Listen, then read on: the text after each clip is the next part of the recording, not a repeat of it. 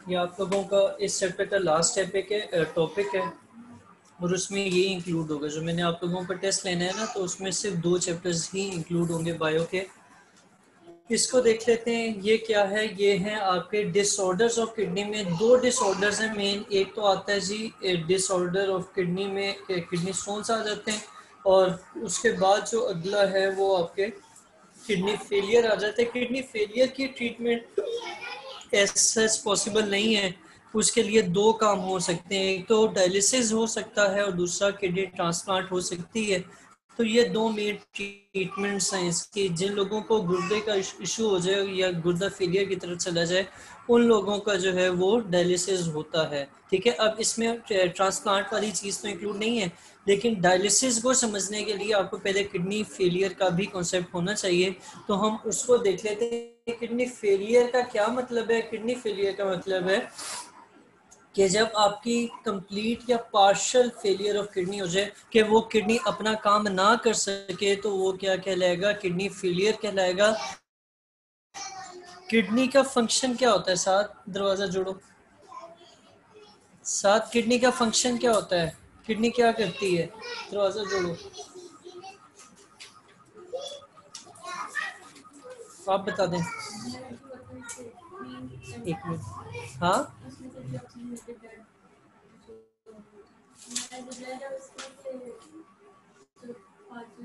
हाँ, waste material वगैरह remove करना।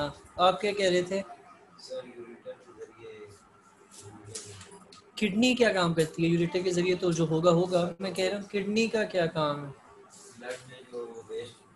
हाँ, उनको रिमूव करना, बॉडी से बाहर लेके आना। अब ये किन वजह से होता है, इसकी जो मेन कॉजेज है ना, ये मैंने पहले जो आपके हाईलाइट की है, ये उसकी इंट्रोडक्शन है कि जब आपकी किडनी जो है वो कंप्लीट या पार्शली फेलियर हो जाता है, जिसमें वो अपना काम नहीं कर सकती, अपना फंक्शन परफॉर्म नहीं कर सकती, यानी फिल्ट्रेशन ऑफ ब्लड का काम नहीं करती, तो उसको हम कहते हैं किडनी फेलियर हो चुका है। अब इसकी जो मेन कॉजेज हैं वो डायबिटीज़ मेलिटस है या फिर हाइपरटेंशन है, जिसकी वजह से क्या हो जाता है, किडनी फेलियर हो जाता है। कुछ केसेस में या जिनमें किडनी फेलियर हो जाता है, उन केसेस में sudden interruption in blood to kidney and drug में also result in kidney failure. और कुछ केसेस में कि जब आपके जो ब्लड सप्लाई किडनी में, क्योंकि किडनी का काम क्या है, ब्लड को फिल्टर करना, तो उसमें जो ब्लड आ रहा होता है, अगर उसकी सप्लाई रुक जाए किसी वजह से, कोई ड्रग ओवरडोज होगी, उस वजह से जो है भी किडनी फेलियर हो सकता है। तो इसकी 4 मेन कॉजेज हो गई। एक हो गई डायबिटीज मेलिटस, दूसरा क्या हो गया, हाइपरटेंशन, तीसरा interruption of blood supply to kidney, और चौथा जो है वो ड्रग ओवरडोज की वजह से जो है वो किडनी फेलियर हो सकता है। अब इसका पता कैसे चलता है कि सिम्टम्स क्या है, आपको पेशेंट में क्या चीज़ें ऑब्जर्व करेंगे तो आपको पता चलेगा। उनमें आपको जी आपका पहले तो एक टेस्ट होता है जिसको हम RFT कहते हैं। ठीक है, ब्लड टेस्ट होता है पैथोलॉजिकल, जिसको RFT कहा जाता है। R का मतलब होता है रीनल, F का मतलब होता है फंक्शनल, और T का मतलब होता है टेस्ट। तो RFT टेस्ट किया जाता है और उसके अंदर आप टेस्ट करते हैं कि जो यूरिया लेवल्स हैं ब्लड में वो कम है या ज़्यादा है। अगर वो ज़्यादा हो जाए तो वो इंडिकेशन दे रहा होता है कि इस बंदे का हो सकता है किडनी फेलियर हो चुका हो। और आपको देखने में क्या, ये तो हो गया जी पैथोलॉजिकल टेस्ट कौन सा किया जाता है या उसकी केमिस्ट्री में क्या चीज़ देखी जाती है।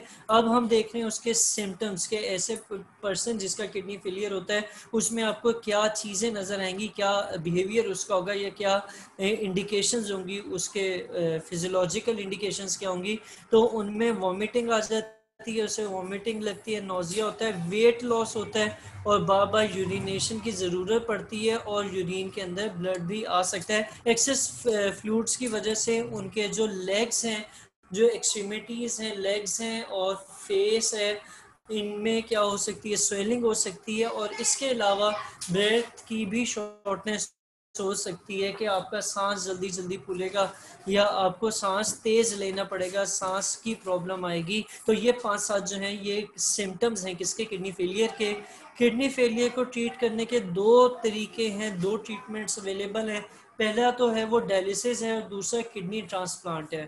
ठीक है, डायलिसिस को देख लेते हैं। अब डायलिसिस की आपकी फिर दो मेथड्स हैं, एक हीमोडायलिसिस होता है और एक पेरिटोनियल डायलिसिस होता है। डायलिसिस का सिर्फ अगर मतलब की बात करें तो वो मतलब क्या है, डायलिसिस का मतलब है cleaning of blood by artificial way, के कुदरती तरीका नहीं है डायलिसिस, ये मशीन के जरिए या कोई आर्टिफिशियल इंसानों के इंटरफेरेंस के जरिए जब आप ब्लड को क्लीन करते हैं, उसके अंदर से वेस्ट प्रोडक्ट्स को निकाल लेते हैं, तो फिर वो क्या प्रोसेस कहलाएगा, डायलिसिस कहलाएगा। डायलिसिस का अभी मैंने आपको इंडिकेशन दी कि सॉरी अभी मैंने आपको बताया कि उसके कितने मेथड्स हैं, दो तरीक़ेकार हैं। एक है हीमोडायलिसिस जिसमें पूरी मशीन के साथ बंदे की जो है वो अटैच कर दिया जाता है और 3 to 4 आवर्स में जो है वो आपका ब्लड सारा का सारा क्या हो जाता है, क्लीन हो जाता है। और दूसरा जो है वो पेरिटोनियल डायलिसिस बंदे को, लेकिन एक खास किस्म का फ्लूइड होता है जिसको डायलिसिस फ्लूइड कहा जाता है, वो आपकी पेरिटोनियल कैविटी में डालते हैं। वहां पर एक बैग होता है जिसके जरिए जो है वो सारा ऑस्मोसिस और डिफ्यूजन वगैरह के जरिए जो है वो आपके ब्लड से वेस्ट मटेरियल बाहर आ जाते हैं। इस टाइप ऑफ डायलिसिस में डायलिसिस फ्लूइड को पंप किया जाता है एक टाइम के लिए पेरिटोनियल कैविटी के अंदर। पेरिटोनियल कैविटी कहाँ पर है, हाँ पेरिटोनियल कैविटी की लोकेशन कहाँ है,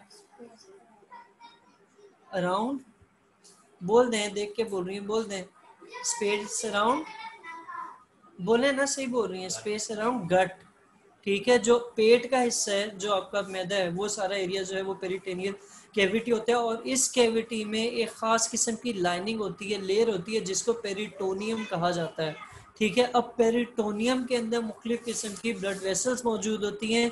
जब हम इस पेरिटोनियल कैविटी के अंदर क्या डालते हैं, डायलिसिस फ्लूइड डालते हैं, तो waste material peritoneal blood vessel से डिफ्यूज होके डायलिसिस फ्लूइड के अंदर आ जाता है और फिर हम उस जो फ्लूइड था उसे बॉडी से बाहर निकाल लेते हैं। इस जो ये जो टाइप ऑफ डायलिसिस है, इसको जो है वो होम पर भी किया जाता है, लेकिन इसको करने का ये यानी अगर आप इस मेथड के ज़रिए डायलिसिस कर रहे हैं तो आपको वो डेली बेसिस पर ये प्रोसीजर रिपीट करना पड़ता है।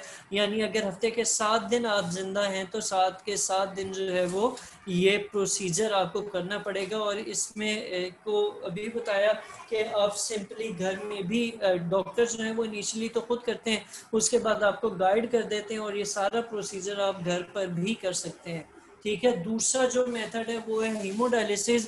हीमोडायलिसिस में पेशेंट के ब्लड को एक मशीन के अंदर डाला जाता है, उस मशीन को या ऑपरेटर्स को डायलाइजर कहा जाता है। डायलाइजर के अंदर काफ़ी लंबी लंबी ट्यूब्स होती हैं जो कि यहाँ पर आपको नज़र भी आ रही होंगी।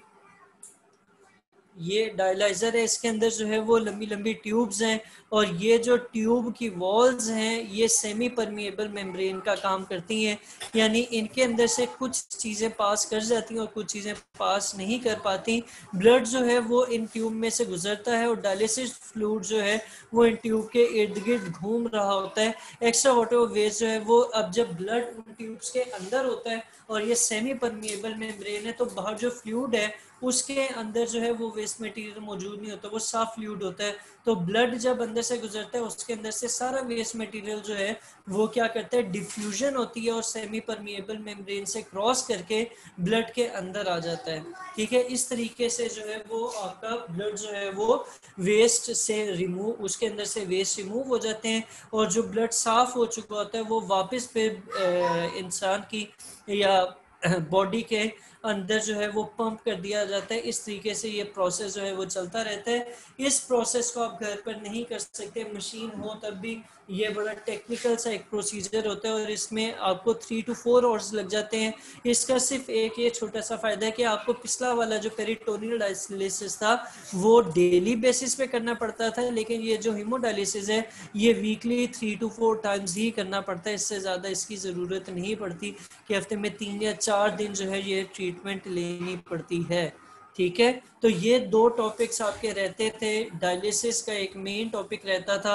आगे किडनी ट्रांसप्लांट मेरा ख्याल है आपके कोर्स में इंक्लूड नहीं है, हुआ तो मैं देख के फिर करवा दूंगा। फिलहाल ये चैप्टर मेरा क्लोज हो चुका है। इसमें कोई चीज़ रहती है जो कोर्स में इंक्लूड है तो मुझे बता दें। हाँ, कोई नहीं है।